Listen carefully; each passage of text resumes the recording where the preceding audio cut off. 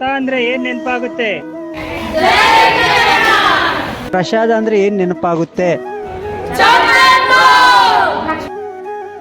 ಜಗನ್ನಾಥನ ರಥದ ಹೆಸರೇನು?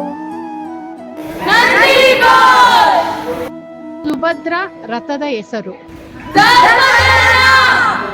ಬಲದೇವನ ರಥದ ಹೆಸರೇನು? ಗೊತ್ತಾಯ್ತಾ ಯಾರ ಬಗ್ಗೆ ಮಾತಾಡ್ತಾ ಇದೀವಿ ಅಂತ? ನಮ್ಮ ದೇವಾಲಯದಲ್ಲಿ ಇದೇ ಶನಿವಾರ ಜಗನ್ನಾಥನ ಆಗಮನವಾಗುತ್ತೆ. ಹರೇ ಕೃಷ್ಣ.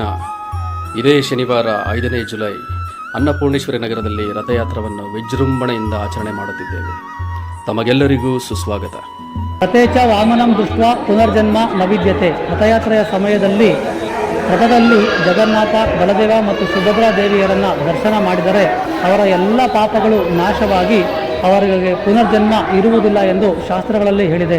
ಆದ್ದರಿಂದ ಈ ಒಂದು ಸದವಕಾಶವನ್ನು ಇಸ್ಕಾನ್ ಅನ್ನಪೂರ್ಣೇಶ್ವರಿ ನಗರ ವತಿಯಿಂದ ಇದೇ ಜುಲೈ 5ನೇ ತಾರೀಕು ಕಲ್ಪಿಸಲಾಗಿದೆ.